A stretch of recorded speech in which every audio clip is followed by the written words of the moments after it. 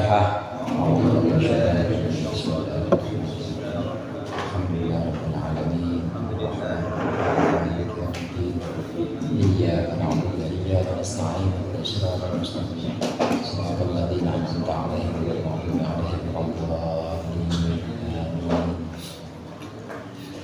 Alhamdulillahilladzi ja'ala al-ilma raf'as sifatil kamaliyah. Wassalatu wassalamu ala sayyidina Muhammadin dzil awsafil kamilah wa ala alihi wa ashabihi alladziina nalu ad-darajatil 'ulya bis-sabqi fi nusratil millah. Amma ba'du, fa inna asdaqal hadithi kitabullah wa khairul hadi hadi Muhammadin sallallahu alaihi wasallam wa syarrul umuri muhdatsatuha wa kullu muhdatsatin bid'ah wa kullu bid'atin dhalalah. Sunat jamaah musalla al-jihad, bil khusus para ustaz, para hujjaj, bapak-bapak, sesepuh, hadirin sekalian yang dirahmati oleh Allah. Sebelum kita mulai pengajian, ada baiknya kita baca doa awal tahun, karena menurut lembaga Falakiyah pengurus besar Nahdlatul Ulama, malam ini adalah malam tanggal 1 Muharram. Ini malam atau hari pertama, malam pertama kita masuk di tahun 1448 Hijriah. Ada beberapa amalan yang sangat dianjurkan di bulan Muharram ini, antara lain memperbanyak puasa, kemudian memperbanyak memberikan infak atau memberikan belanja, maksud saya nafkah kepada keluarga. Jadi yang dulu sehari misalnya cuma ngasih belanja 1 juta, ya besok 2 juta sehari. Ini disunahkan di bulan Muharram perbanyak ini. Kemudian nanti tanggal 10-nya itu disunahkan juga kita menyantuni anak yatim, dikenal dengan lebaran anak yatim 10 Muharram atau hari Asyura. Nah, di awal ini yang disunahkan kita membaca doa awal tahun. Kita baca sama-sama, ikuti saya saja. Mulai dari bacaan sholawat dulu 11 kali. Nanti amalan yang lainnya bisa di-share oleh Bang Holil nanti di grup. Kita baca mulai dari sholawat. Allahumma sholli ala Sayyidina Muhammad wa ala ali Sayyidina Muhammad. Allahumma sholli ala Sayyidina Muhammad wa ala ali Sayyidina Muhammad. Allahumma sholli ala Sayyidina Muhammad wa ala ali Sayyidina Muhammad. Bismillahirrahmanirrahim. Baca ayat kursi. Allahu la ilaha illa huwal hayyul qayyum la ta'khudhuhu sinatun wa la nawm lahu ma fis samawati wa ma fil ardh man dhal ladzi yashfa'u 'indahu illa bi idhnihi ya'lamu ma baina aydihim wa ma khalfahum wa la yuhituna bi shay'in min 'ilmihi illa bima sha'a wasi'a kursiyuhu as-samawati wal ardh wa la ya'uduhu hifdhuhuma wa huwal 'aliyyul 'azim. Ini siogianya dibaca 360 kali, tapi nanti masing-masing dibaca di rumah. 360 hari itu hadirin menyesuaikan dengan waktu atau hari dalam setahun. Dalam hitungan bulan-bulan Qamariyah atau bulan-bulan yang berdasarkan peredaran bulan mengelilingi matahari, namanya bulan Qamariyah, itu 1 tahun ada 360 hari. Nah, 360 hari ini kita baca ayat kursi 360 dengan harapan setiap hari kita dijaga sama ayat kursi itu. Ini ayat kursi. Kita tahu semua bahwa ayat kursi kalau dibacakan di dalam rumah, maka sekeliling rumah itu dijagain. Apalagi kita bacakan 360 untuk mengelilingi atau menjaga hari-hari kita dalam setahun ke depan. Insya Allah ini juga akan Allah jaga.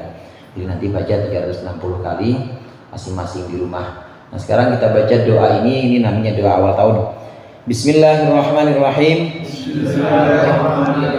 Alhamdulillahirabbil alamin. Allahumma sholli ala Sayyidina Muhammadin.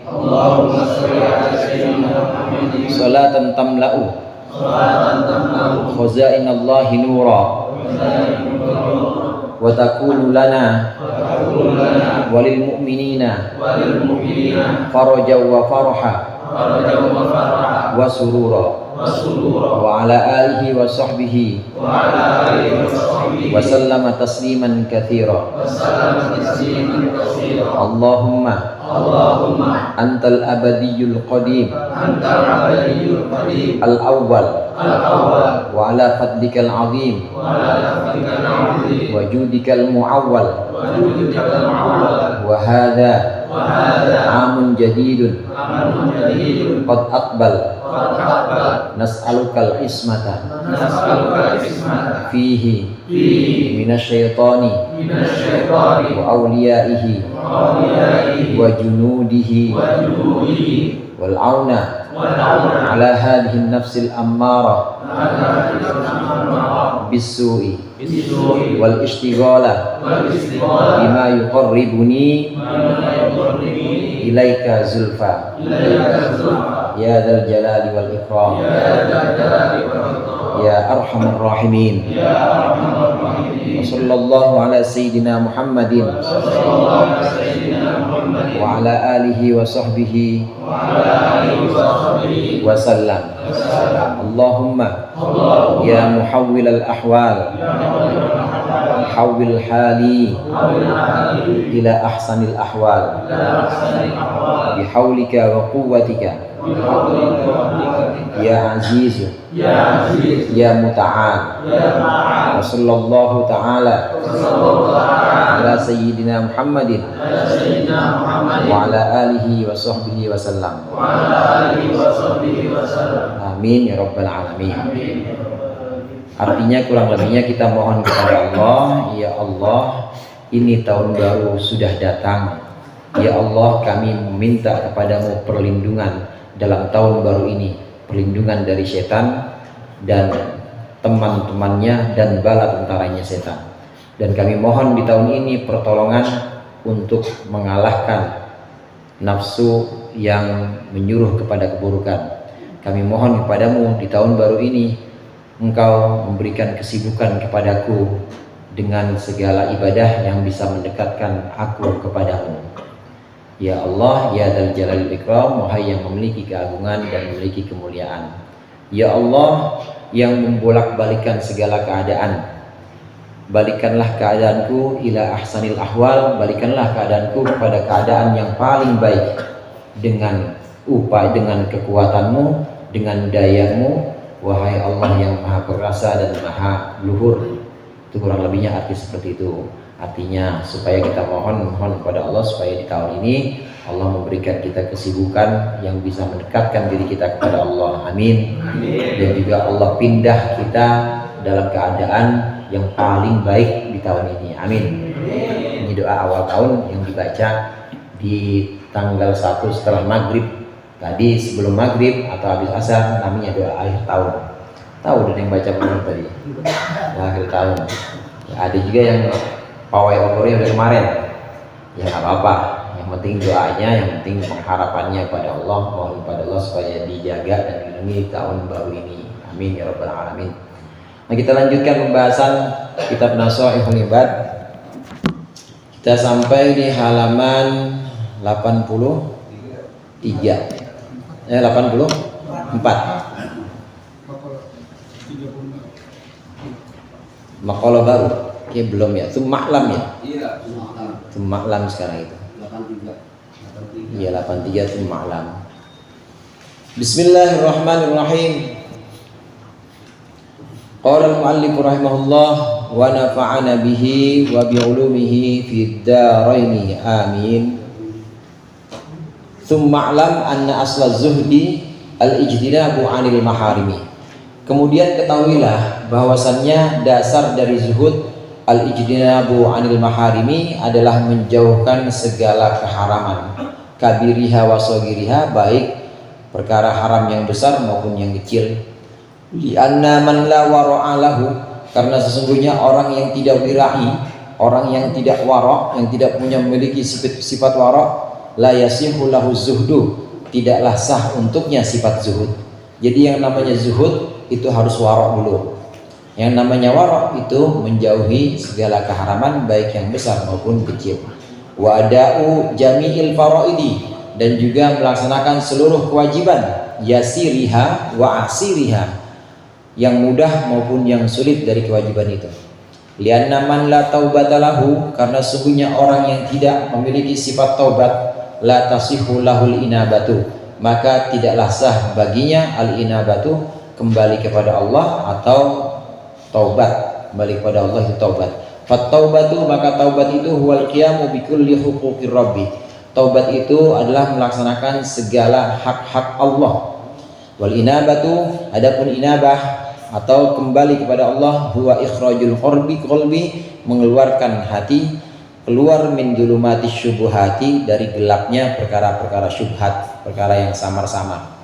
Wa tarkud dunya, dan meninggalkan dunia ala ahliha, membiarkan dunia ala ahliha untuk pemilik dunia. Qaliliha wa kathiriha, baik ukuran sedikit maupun banyak dari dunia. Lianna man la qana'ata lahu, karena sungguhnya orang yang tidak memiliki sifat qanaah, la yasihu lahu tawakkul, maka tidak sah untuknya sifat tawakkul atau tawakal. Wa man la tawakkula, barang siapa yang tidak memiliki sifat tawakal, lahu baginya la yasihul lahu taslim, maka tidak sah untuknya sifat taslim. Fat tawakkulu, yang namanya tawakal itu huwa thiqatu, adalah percaya penuh bima indallah, dengan segala yang ada di sisi Allah. Wal ya'su, dan putus asa amma fi aidin nas, dari apapun yang ada di tangan manusia. Fat taslimu, adapun taslim huwal inqiyadu, adalah tunduk li amrillahi ta'ala, kepada urusan Allah ta'ala. Wa tarkul i'radi, dan tidak berpaling fi ma la yula'amu, ke dalam sesuatu yang tidak dicela. Hadirin sekalian, ini perbuatan-perbuatan hati, amalan-amalan hati. Sering saya sampaikan, amalan itu ada dua macam. Ada amalan badan atau amalan zahir, seperti sholat, kita pergi dari rumah melangkahkan kaki kita pakai baju yang paling cakep, ini namanya amalan badan. Termasuk puasa, amalan badan. Puasa yang lapar perut apa pikiran, Pak? Perut, itu badan, amalan badan. Termasuk juga kita haji yang capek badan, ini adalah amalan-amalan badan. Di samping amalan-amalan badan, ada yang tidak kalah penting, namanya amalan-amalan hati. Kadang disebut dengan amal batin atau ahwal. Kalau amalan badan disebut dengan a'mal. A'mal itu jamak dari amal, jamaknya a'mal, perbuatan badan. Ya sedekah, haji, sholat, kita berdiri, sujud, itu amalan badan. Ada amalan-amalan hati. Amalan-amalan hati ini nggak kelihatan. Ukurannya ini yang tahu cuma kita dengan Allah Subhanahu wa ta'ala. Amalan-amalan hati yang sedang kita bahas beberapa pertemuan yang lalu itu zuhud. Zuhud adalah amalan hati. Jadi az-zuhud ini bukan sesuatu yang tampak secara lahiriah. Bukan berarti orang yang paling jelek, orang yang paling jelek baginya yang paling zuhud, belum tentu. Orang yang paling miskin paling zuhud, belum tentu. Begitu juga orang yang bajunya bagus, mobilnya cakep, itu berarti dia orang yang tidak zuhud, belum tentu juga. Boleh jadi orang yang mobilnya cakep, bajunya cakep, hatinya zuhud. Atau orang yang bajunya jelek, miskin, benar-benar miskin, tapi hatinya tidak zuhud, itu bisa. Karena tolak ukurnya adalah hati. Ini amalan batin atau amalan hati yang namanya zuhud. Dijelaskan kemarin itu zuhud itu antara lain adalah tarkuz zina, tidak berhias, tarkul hawa, meninggalkan hawa nafsu, atau tarkud dunia, meninggalkan dunia. Nah, lebih detail lagi di sini, pokok atau dasar dari zuhud. Kalau kita mau mengamalkan zuhud ini, yang pertama paling dasar, zuhud itu menjauhkan segala keharaman, baik keharaman yang kecil maupun keharaman yang besar. Satu. Yang kedua, melaksanakan kewajiban, baik kewajiban yang mudah maupun kewajiban yang sulit. Dua. Kemudian yang ketiga, meninggalkan dunia, biarkan dunia untuk para pemuja dunia. Orang zuhud tidak akan memuja-muja dunia, orang zuhud membiarkan, gak bakal rebutan dunia. Biarin aja, itu mah urusan orang-orang yang cinta atau gemar pada dunia. Jadi tiga prinsip ini, namanya juga bab tiga nasihat, maka tiga prinsip. Zuhud punya 3 prinsip atau punya tiga dasar. Kalau kita mau belajar, maka yang pertama, zuhud itu kita harus menjauhkan segala keharaman. Yang kedua, melaksanakan segala perintah. Ini sudah sering kita dengar dalam khutbah-khutbah setiap Jumat, melaksanakan perintah-perintah Allah dan menjauhkan larangan-larangannya. Ini dasar zuhud 2 yang pertama, menjauhkan larangan-larangan Allah, keharaman-keharaman, baik yang haramnya itu kecil maupun haramnya besar. Zina, mabuk, bunuh orang, besar haramnya itu. Yang kecil-kecil juga, nyolong sendal lili. Tahu sendal lili, Pak? Masih ada sendal lili? Berapa sekarang sendal lili? Atau ya nyolong rokoknya temen, ya rokok berapa sih? Haram juga, tapi haram kecil. Haram kecil. Nah, haram kecil maupun haram besar ini harus kita jauhi. Ini prinsip pertama atau dasar pertama zuhud. Kalau kita mau belajar zuhud, maka dasar yang pertama, jauhi segala keharaman atau larangan-larangan Allah, baik yang besar maupun yang kecil. Hadirin sekalian, ada sifat zuhud. Namun sebelum masuk kepada sifat zuhud, hati yang zuhud ini harus punya sifat namanya sifat wira'i. Orang yang disebut dengan wara', sifatnya namanya wira'i. Wira'i ini at-taharruz minal haram. Wira'i ini menjaga segala yang haram. Segala yang haram benar-benar dia jaga, jangan sampai ada di badan dia dipakai kemana-mana baju yang haram, gak bakal dia pakai. Baik haram dari segi zatnya, misalnya sutra, orang laki nggak boleh pakai sutra, atau emas, orang laki nggak boleh pakai emas. Itu semuanya yang haram-haram dia jauhkan, ataupun yang haram dari segi cara mendapatkannya. Halal sih biasa, ya, dari ya sarungnya biasa kok, sarung gajah duduk, tapi boleh korupsi misalnya, boleh korupsi, disuruh sama panitia beliin sarung ya harganya yang murah, tapi sama dia mark up, dia belinya harganya katanya 75.000 padahal cuma 30.000 buat laporan. Nah, itu namanya cara mendapatkannya haram. Ini juga dijauhi. Prinsipnya yang namanya waro itu menjauhkan keharaman. Dari waro baru, dari wira'i baru muncul yang namanya zuhud. Jadi yang pertama itu menjaga segala yang haram jangan sampai masuk. Baru setelah itu boleh dikatakan seorang itu adalah orang yang zuhud. Semua keharaman itu orang wira'i pasti menjaga semua yang haram. Orang yang wira'i itu pasti menjauhkan semua yang haram. Yang zuhud lebih dari itu, bukan hanya menjauhkan yang haram, tapi zuhud juga melaksanakan perintah-perintah Allah, baik yang susah maupun yang gampang. Kalau orang wira'i atau orang warok mungkin hanya sekedar dia jauhkan keharaman-keharaman, jauhkan larangan-larangan, makan yang haram enggak, pakai pakaian yang haram enggak. Tapi kalau melaksanakan kewajiban ya dia masih setengah-setengah atau kurang, tapi rajin, paling yang wajib-wajib aja. Tapi orang zuhud lebih dari itu. Orang zuhud menjauhkan segala larangan dan melaksanakan segala perintah-perintah Allah.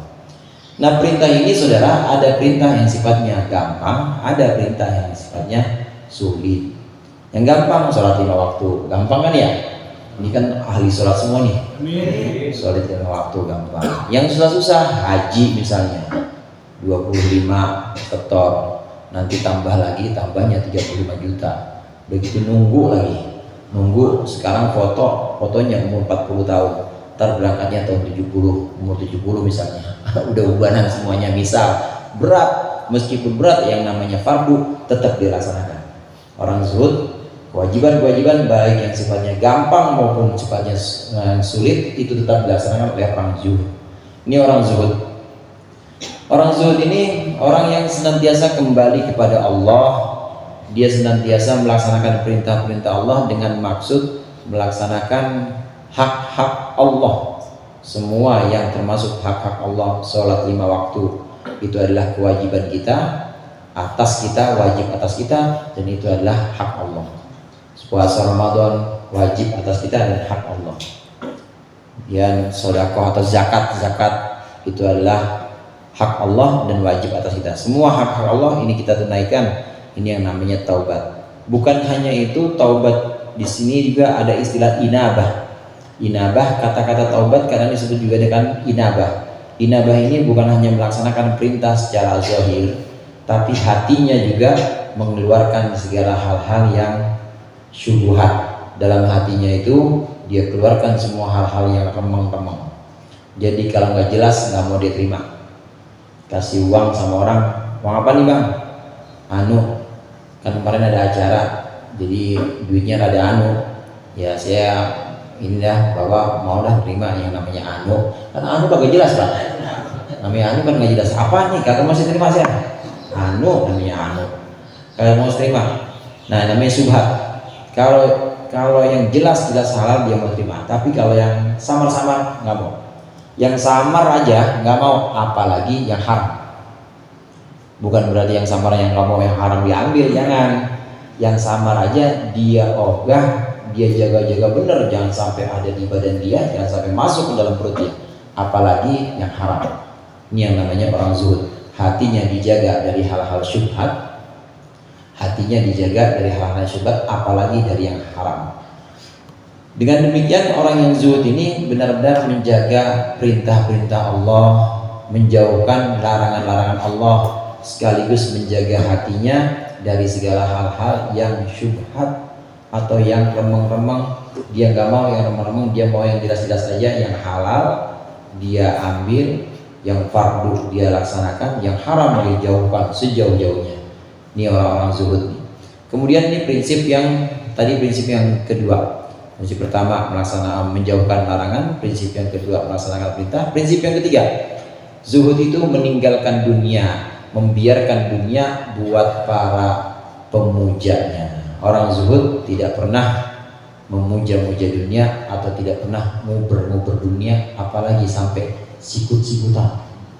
Sampai sikut-sikutan demi dapat jabatan, supaya dia nanti balik lagi modalnya, dapat gaji, nanti ada uang buat kunjungan, ada buat tunjangan bini satu, tunjangan bini dua, tunjangan segala macam tuh, tunjangan telepon, rumah, dia pengen dapat itu semuanya, berebut dunia. Kadang sampai sikut-sikutan, kadang sampai musuhan. Nah yang begitu oleh orang zuhud ditawain aja, nggak mau, saya mau begitu-gitu, itu urusan dunia, biarin. Buat orang-orang yang memang pemuja dunia, buat orang-orang yang memang gemar mencari dunia. Karena orang zuhud itu qanaah. Qanaah itu apa? Qanaah itu ridho dengan pembagian Allah, saudara. Al-qanaatu ar-ridho bitaslim. Qanaah ini meninggalkan dunia ini baru bisa terwujud, baru bisa terrealisasi. Jauh dari dunia ini baru bisa terwujud kalau kita qanaah, dibagi banyak oleh Allah, alhamdulillah. Dibagi dikit juga nggak ngeluh. Emang udah dasarnya segitu jatah saya mah, saya nggak mau berebut. Ya umur udah segini, tapi memang belum Allah kasih, dan emang saya segitu. Alhamdulillah dikasih segitu juga. Kopi masih enak, nasi goreng masih ketelen, ya temen juga banyak, ketawa-ketawa walaupun utang ada. Kan susah yang begitu. Ada orang yang nggak bisa ketawa, kan ada pak, duitnya banyak di bank, yang mobilnya cakep-cakep, tapi ketawa aja susah. Ada. Nah kita kan enggak, kita ya uang pas-pasan, tapi utang juga ada, tapi ketawa-ketawa, ya bercanda-bercanda sama Pak Haji Patah, Pak Haji Doyo, bercandanya bercanda sama Haji Romli. Haji Romli belum mau kalau bercandain sama dia, tawa-tawa aja pokoknya, jangan serius sama Haji Romli. Namanya orang bahagia nih, orang senang. Qanaah, ridho dengan pemberian Allah, dikasih sama Allah segitu, ya udah, nggak pernah minta lebih atau nggak pernah protes, namanya qanaah. Jadi meninggalkan dunia yang merupakan sifat zuhud itu tidak akan terlaksana kalau kita nggak qanaah. Kalau kita grundel aja, grundel, dikasih sedikit grundel aja, ya cukup apa begini ya, mana buat bayaran anak, belum buat, aduh agak cukup ya, namanya gedumel aja. Kalau nggak qanaah nggak bakal bisa zuhud. Zuhud atau meninggalkan dunia, di prinsip yang ketiga tadi, hanya bisa tercapai kalau kita qanaah. Nah qanaah ini cuma bisa terwujud kalau kita tawakal. Qanaah tadi pengertiannya ridho kepada pembagian Allah. At-taslim, ar-ridho bil qismah. Ar-ridho bil qismah. Qanaah itu ridho dengan pembagian Allah. Dibagi sedikit, alhamdulillah. Dibagi banyak, alhamdulillah. Pokoknya dia nggak pernah protes sama Allah. Hatinya senang aja. Namanya qanaah. Nah, qanaah ini nggak bakal bisa terwujud kalau kita nggak tawakal. Apa itu tawakal? Tawakal itu berserah diri kepada Allah Subhanahu wa ta'ala. Tawakal itu percaya terhadap segala sesuatu yang ada di perbendaharaan Allah dibanding kepada sesuatu yang ada di tangan manusia. Ada orang namanya Parmin. Ada Parmin sini, Pak. Parmin ini dia nggak percaya atau dia ragu terhadap segala sesuatu yang dimiliki oleh bosnya. Dia ragu terhadap segala sesuatu yang dimiliki oleh orang yang paling kaya di kampungnya. Dia nggak pernah ngarep sama orang-orang itu, termasuk dia ragu sama diri dia sendiri. Saya mah nggak bisa apa-apa, pokoknya Allah suruh kerja maka kerja aja. Saya percaya bahwa perbendaharaan kekayaan Allah itu banyak. Ini orang yang begini namanya orang tawakul, si Parmin. Disuruh kerja oleh Allah, berangkat pagi, berangkat aja dia mah. Namanya Parmin, suruh Allah kerja berangkat aja. Dia nggak pernah nakar, nggak pernah berandai-andai ntar sore dapat berapa ya. Dia nggak pernah berandai-andai, bos saya ini orangnya beres. Bos saya pasti kalau saya alam-alam saya bilang bos ganteng banget hari ini saya dibagi duit. Nggak pernah tuh begitu dia. Dia ragu, dia sanksi dengan kekayaan yang ada pada manusia. Dia sanksi pada segala sesuatu yang dimiliki oleh orang yang paling kaya pun dia nggak percaya. Nggak percaya, dia lebih percaya bahwa Allah lebih kaya. Ini yang namanya tawakal.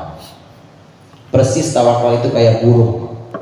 Burung pergi pagi-pagi lapar, pulang masih lapar apa udah kenyang, Pak? Sore kenyang, anaknya udah makan semua, tapi itu di sarang burung nggak ada tuh kulkas apa bufet dulu namanya apa leger ya, laci buat nyimpen makan buat besok, nggak ada. Karena burung percaya bahwa Allah perbendaharanya lebih banyak dibanding apapun. Jadi tidak pernah dia gantungkan harapannya kepada makhluk. Tidak pernah dia gantungkan harapan. Si burung ini nggak pernah berharap kepada burung lain. Dia nggak pernah berharap kepada pemberian manusia.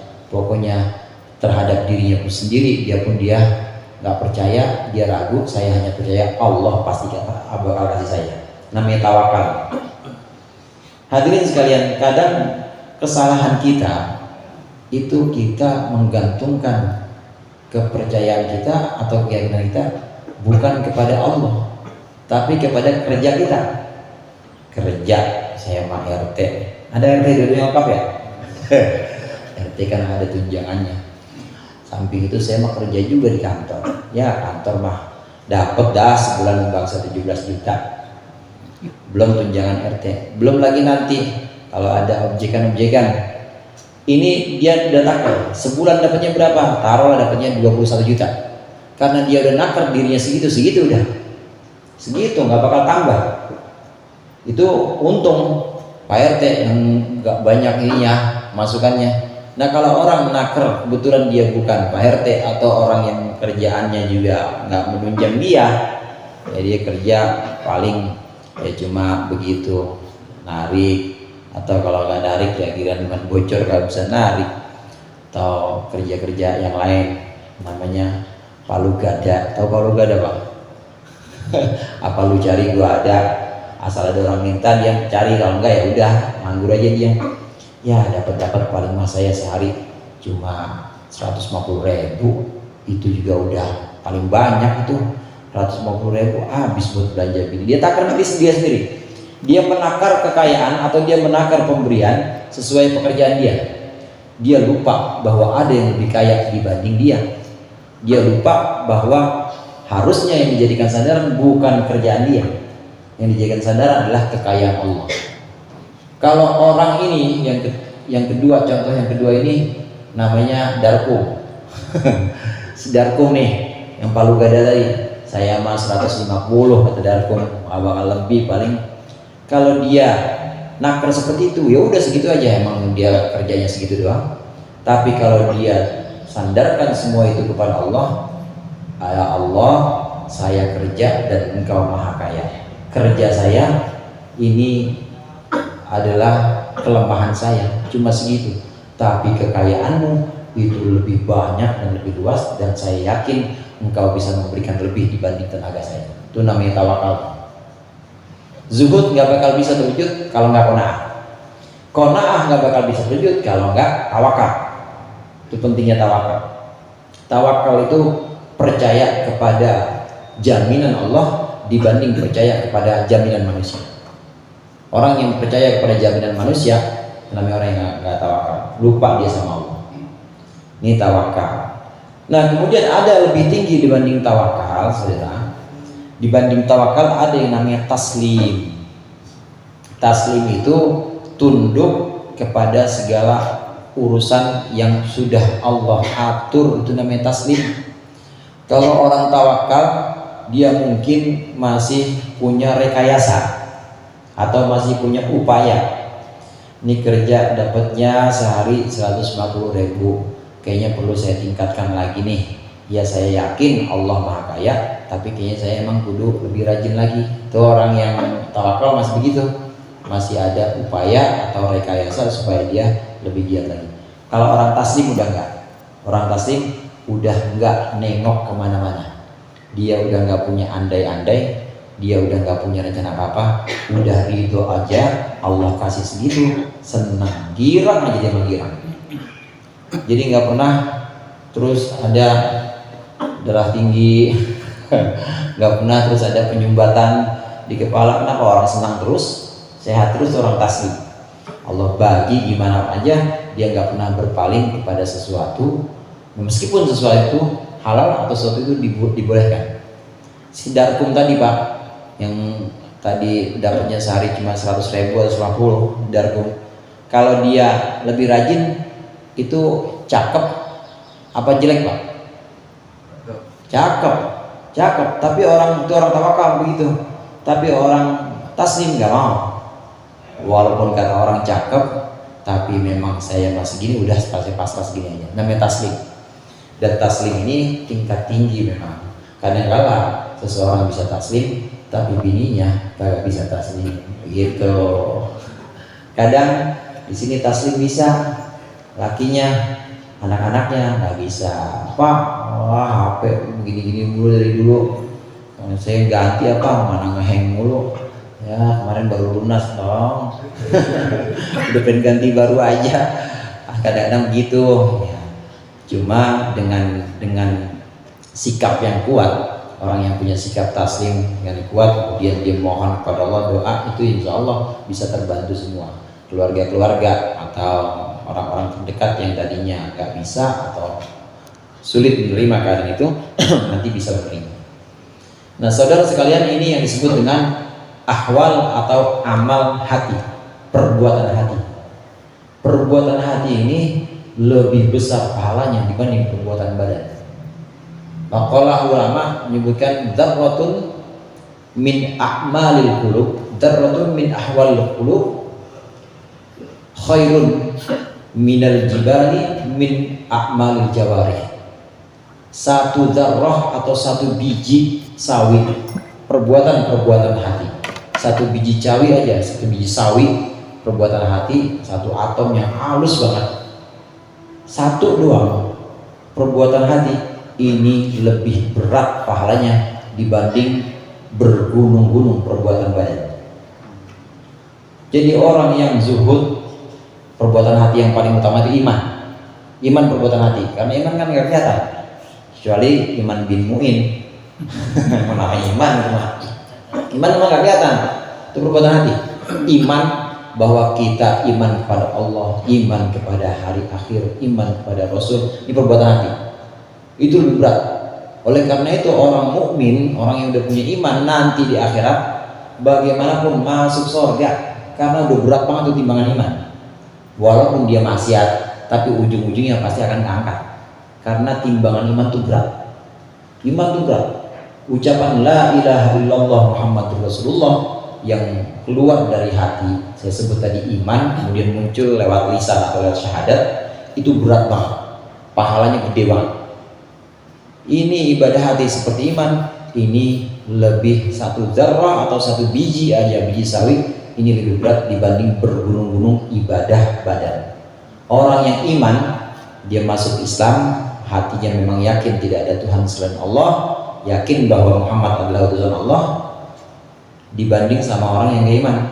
Ini orang yang gak iman setiap hari ngasih sumbangan pada fakir miskin, ngasih sumbangan kepada masyarakat. Kadang kalau ada apa-apa bencana dia paling dulu, tapi bukan orang iman. Dia nggak percaya bahwa ada Allah, dia nggak percaya bahwa ada Muhammad utusan Allah. Pokoknya dia ngasih itu aja buat masyarakat. Maka itu timbangan berat perbuatan dia, sumbangan kontribusi buat masyarakat yang tanpa iman itu kalah dibanding la ilaha illallah Muhammad Rasulullah. Kalah. Kenapa? Karena dia nggak punya fondasi. Orang yang nggak punya fondasi la ilaha illallah Muhammad Rasulullah atau nggak ada imannya, waktu dia melaksanakan kebaikan-kebaikan seperti sumbangan, kontribusi, santunan, pemberian kepada masyarakat, itu akan cenderung menganggap bahwa ini perbuatan saya. Orang yang nggak percaya Allah, ini perbuatan saya dan saya layak nanti kalau di panggung mah atau di acara saya mau undangan paling depan, kursinya harus paling depan. Kenapa? Karena dia nggak percaya ada Tuhan, nggak percaya ada Muhammad. Dan dia ngasih sedekah, dia ngasih sumbangan bukan ikut Nabi Muhammad. Saya mau ngikutin diri saya sendiri. Orang saya mah hebat, saya lagi akhirnya. Kan kalau gitu kayak iblis. Iblis kan aku mulu, ngaku gua. Kenapa amalan badan, perbuatan badan yang kelihatannya sangat memukau ini nggak ada harganya karena nggak punya fondasi amalan hati. Nah, amalan hati ini penting, atau saya sebut tadi ahwal seperti iman penting. Termasuk yang sedang kita bahas ini zuhud. Zuhud ini penting juga. Zuhud dasarnya tadi 3, diantaranya yang 2 udah sering kita dengar, melaksanakan perintah Allah, menjauhkan larangan Allah. Yang ketiga, meninggalkan dunia. Itu dasar zuhud.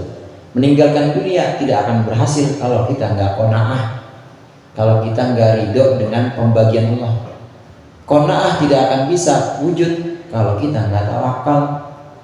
Tawakal tidak akan wujud kalau kita tidak taslim, kalau kita tidak bisa berserah diri kepada Allah. Itu semuanya dasarnya di situ. Itu semua perbuatan hati. Dan nggak kelihatan. Qanaah nggak kelihatan. Orang yang qanaah alisnya rada tipis gitu, nggak ada. Orang yang tawakal misalnya badannya rada kurus, nggak juga. Itu nggak kelihatan. Semuanya amalan-amalan hati. Ini amalan-amalan hati atau ahwal ini pahalanya lebih berat dibanding amalan-amalan badan. Ini yang beberapa pertemuan sering kita bahas. Nah, So'ibul Hibad, kitab yang kita baca ini bukan hanya mengajarkan amalan-amalan badan, tapi juga mengajarkan amalan-amalan hati seperti zuhud ini. Ada satu makalah, Syekh Ibnu Athaillah mengatakan, amalun baroza min qalbin zahidin, pertamanya itu tidaklah sedikit, ma qalla amalun baroza min qalbin zahid wa ma kathura amalun baroza min qalbin raghib. Sebuah perbuatan badan atau sebuah amalan badan yang keluar dari hati yang zuhud ini tidak bisa dianggap sedikit, pasti banyak. Kelihatannya dia sholat cuma 2 rakaat, tapi hatinya dengan 2 rakaat itu hatinya dia jauh dari dunia, nggak pernah pengen di alam sama orang, hatinya dia ridho dengan pembagian Allah. Saya mah sholat 2 rakaat udah senang banget. Nah, saya mah sholat 2 rakaat dibanding nggak bisa sholat dibayar 2 miliar, saya mendingan bisa sholat. Hatinya udah benar-benar ridho dengan pembagian Allah, saya senang banget bisa ditakdirkan sholat. 2 rakaat itu nggak bisa dibilang sedikit kalau lahir dari hati yang zuhud. Walaupun 2 rakaat pahalanya banyak, penuh itu mizan timbangan amal baik. Sebaliknya, wa ma kathura amalun baroza min qalbin raghib, dan gak bisa dianggap banyak satu perbuatan badan yang muncul dari hati yang cinta dunia. Sholatnya bukan cuma 2 rakaat, 200 rakaat Pak. Kan sholat sehari cuma berapa? 12 ya?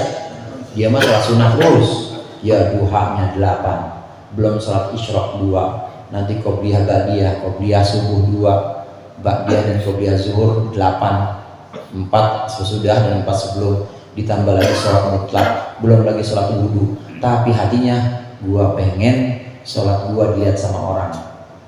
Jangan orang sembarangan sama gua. Orang gua sholatnya banyak, nanti kalau berkat ya paling enggak 2. Pengennya begitu. Dia pengen dengan sholatnya yang banyak itu orang-orang tahu, dan dia pengen nanti kalau ada apa-apa, apalagi urusannya dengan duit, misalnya ada manggil atau pemilihan, ada penyuluh, pengangkatan penyuluh agama, ya gua yang dipanggil, gua sholatnya paling banyak. Yang dia cari itu, maka 200 rakaat nggak ada apa-apanya itu, nggak bisa dianggap banyak 200 rakaat. Kenapa? Karena muncul dari hati yang cinta dunia. Ini bahayanya cinta dunia.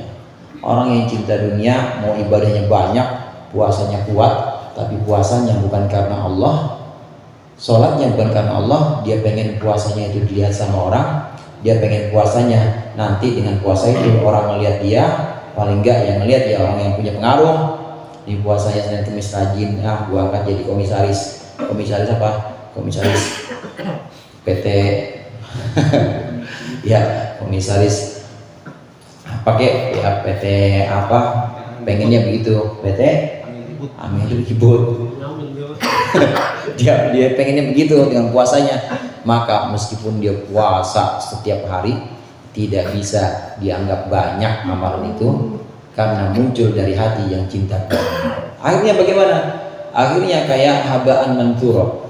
Perbuatannya itu seperti debu yang nanti di sisi Allah nggak ada nilainya apa-apa, kosong semuanya.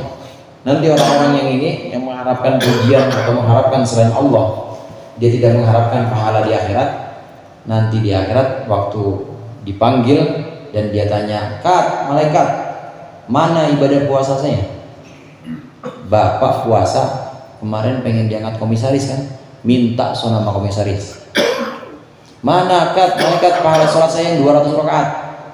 Lah sampean sholat 200 rakaat itu kan bukan karena Allah, bukan pengen pahala akhirat, tapi pengen orang-orang melihat kalau sampean sholatnya 200 rakaat, pantas diangkat jadi penyuluh, minta sama kepala KUA. Disegituin sama malaikat. Terus gimana saya nggak ada pahala? Nggak ada, habis semuanya. Kan udah kan di akhirat, kata di akhirat bilang gini, kan di dunia dengan 200 rakaat engkau jadi orang yang dihormatin kan? Iya. Dengan puasa engkau udah dilulukan dan di alam-alam sama masyarakat. Iya, itu balasannya. Karena yang engkau cari adalah itu. Maka di sini udah habis, nggak ada balasan. Nauzubillah. Itu yang namanya hati yang cinta dunia. Ini amalan-amalan hati, amalan-amalan yang harus selalu kita jaga, dan sifatnya ini wajib setiap saat. Kalau sholat subuh mah ada waktunya, puasa Ramadan juga ada batasnya, mulai dari 1 Ramadan sampai 29 atau 30. Tapi kalau amal hati setiap hari, nggak ada waktunya. Dimanapun, kapanpun kita harus jadi ikhlas. Dimanapun, kapanpun kita harus jadi orang yang cinta akhirat, bukan cinta dunia. Dan dilatih terus. Jadi nggak ada batas kewajiban-kewajiban waktunya kapan datangnya. Nih giliran jam 8 sampai jam 10 harus zuhud, nggak bisa. Setiap waktu ini amalan hati. Nah dari sini Rasulullah SAW berpesan. Rasulullah SAW menyebutkan, ada satu hadis Rasulullah bersabda, la tajlisu inda kulli alimin illa alimin yad'ukum min khamsin ila khamsin. Jangan kalian duduk, jangan kalian bareng bersama-sama satu majlis dengan orang yang punya ilmu, tapi dia tidak mengajak kalian pergi dari 5 menuju kepada 5 perkara. Yang pertama, minasyaki ilal yakin, pergi dari keraguan kepada keyakinan. Kalau dia malah bikin ragu, kayaknya sholat dibilang penting sih, ya penting, tapi bilang kagak sih kagak, makin ragu kita tinggalin. Tapi kalau yang bikin yakin, sholat udah nggak usah mikir dunia, kita ditakdirkan untuk bisa sholat aja, itu udah luar biasa, udah undangan dari Allah. Bikin yakin kata-katanya, baru itu orang punya ilmu. Jangan deketin orang lain kecuali orang yang bisa menghilangkan keraguan kita menuju kepada keyakinan. Kemudian yang mengajak kepada kita minar riya ilal ikhlas. Orang alim yang mengajak kepada kita, mengajak pergi dari riya menuju ikhlas. Orang alim atau punya ilmu, kalau dia masih ngajak ria, ente nih kalau ngomong caranya begini. Ini kalau ngomong salam dulu, ntar salamnya rada kencengin dikit supaya ntar namanya salam kenceng amplopnya gedean. Nah diajarin begitu, diajarin ria, tinggalin yang begitu. Karena dia tidak mengajak, meninggalkan ria menjadi ikhlas. 2. Yang ketiga, jangan duduk atau kumpul sama orang alim, orang ilmu yang tidak mengajak kalian pergi dari cinta dunia kepada zuhud. Ada orang punya ilmu tapi ngajaknya, kalau ente ngajar pakai motor ini amplopnya segini, ngajar pakai mobil lah. Mobil ada banyak, bensin pertamax naik lagi, apalagi ente kan solar. Nah, ada pasar-pasar pakai bio solar, pakai Pertamina dia berapa sekarang? 27. Udah dunia lagi yang jadi. Dari cinta dunia harusnya orang alim ini ngajak meninggalkan cinta dunia kepada zuhud, tapi dia justru makin bikin orang cinta dunia tinggal. Kalau ada orang alim seperti itu. Kemudian yang keempat, minal kibri ila tawadhu. Kalau ada orang alim, jangan duduk, kata Rasulullah, engkau dengan orang alim yang tidak mengajak engkau pergi dari kabur menuju kepada tawadhu. Kumpul bareng sama orang punya ilmu, tapi makin hati kita takabur. Karena dia ngajarin, yang ngajarin sombong. Dia ngajarinnya bukan ngajarin tawadhu, tapi ngajarin tar kalau di kampung ulang mondok orang-orang suruh berhenti jadi imam, lu yang imam. Jadi semua masjid lu aja yang imam jadwalnya, yang lama-lama udah waktunya ganti.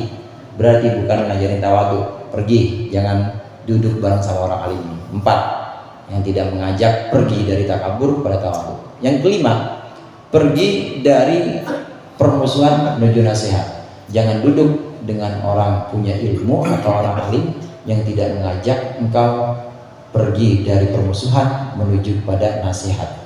Jadi pengennya berantem aja, ini saingan lu nih, dia kalau tahlil segini, ini saingan lu nih bagian sana nih, ya udah hati-hati lo, pokoknya bagian sana harus lu yang kuasain, ngajakin musuhan mulu, jangan duduk sama begitu.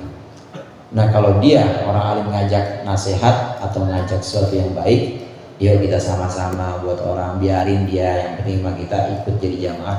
Kalau itu yang kayak begitu, boleh kita tetap duduk di majelisnya. Tapi kalau enggak, malah ngajarin permusuhan, tinggalin. Ini pentingnya amalan-amalan hati seperti ikhlas, zuhud, nasihat atau kesetiaan, tawadhu. Ini penting sekali. Mudah-mudahan bisa kita amalkan. Dikurangnya saya mohon maaf. Wallahul muwaffiq ila aqwamit thoriq. Wassalamualaikum warahmatullahi wabarakatuh.